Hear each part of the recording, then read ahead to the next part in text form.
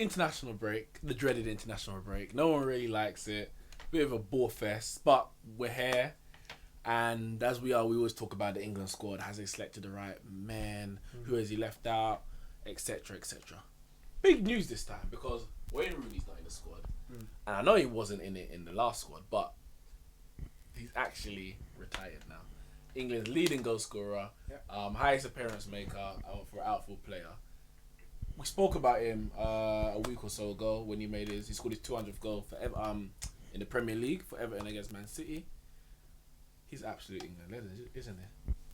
He's a legend, a record goal scorer. Could have pushed, probably got record player if he really wanted to. He could have got it, but I think he's done his time, and he started very young. There's a big question marks as to whether he really fulfilled his potential in England. Maybe he only never really performed as much in the big stage, but I think you could say that about many England players, especially in that generation.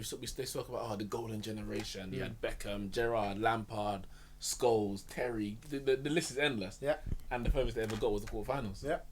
Yeah, and probably Rooney's, I think maybe his best one was probably one of his first ones, wasn't it? Yeah, his first one was 2004. Yeah. Euro 2004. Yes, I mean, they all did really underachieve, but he's in that group, and so we've probably spoke about those when those guys retired, and after we got Rooney and analysing his career. I guess the golden generation weren't that great, to be fair. I guess the generation before that did better than them. So, maybe England as a whole didn't fulfill the potential. But, I mean, Rooney did great against San Marino and them as well. those crucial qualifying games. Well, this time, they're golden boy. They've got Harry Kane up front and Dele Alli just in behind. There's a lot of talk about who's going to be the next England captain. Harry Kane had the armband in the previous game. Is he the favourite for the armband? I don't know. I don't really see him as a captain. I don't know. Maybe he is. I don't see him as a leader as yet. I think maybe in time, over the next few years, as he grows in his role as being the main man at Spurs and for England, he may grow into that leadership role. But for now, I'd probably feel like maybe to give it someone like a Gary Cahill. Someone he's won a Champions League, he's won the Premier League. He knows what it's like to be in these big stages. Maybe the only thing with him is he's still going to be around in England in the next 2 years or so. I think someone like him will be great. People are saying Joe Hart, but again, his position is under threat. Yeah, so I'm not sure if he's even number one anymore. Yeah, exactly. So I'd go with Gary Cahill myself, and then maybe the next one, Harry Kane. I'll probably go with Cahill as well. I think he should be first choice for England. England's defenders aren't great. I know they've caught up Maguire, who's had a very good start to the season with Leicester. He also had a good season last year with Hull City.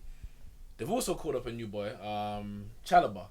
If I'm correct, Chalobah's played the most games at the lower levels of any player. Never to have played for England. I think it's somewhere at 96. I could be wrong. But I think it's about 90 odd games he's played for the England lower levels. Chelsea academy player, now at Watford.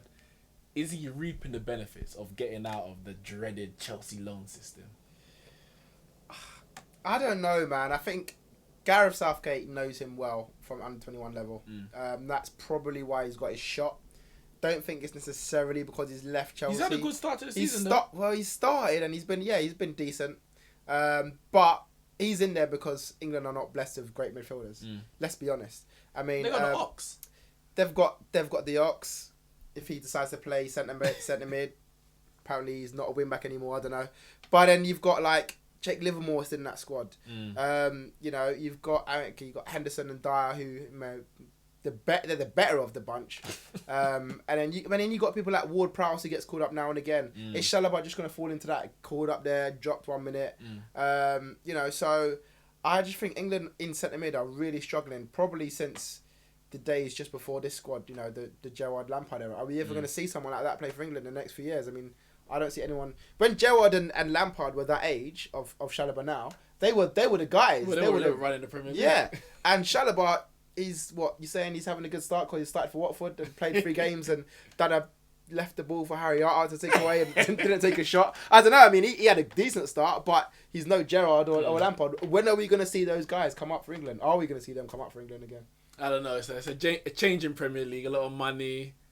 being pumped elsewhere, maybe not in the academies as it used to be. But here we are. That's the hand that Gareth Southgate has been dealt in the run up to World Cup 2018, and he's gonna have to make the most of it because you know the English press, once they get hold of you, they're not gonna let go. So good luck, Gareth Southgate. Good luck to Maguire, Chalobah, and the rest of the England team in their dreadful qualifiers.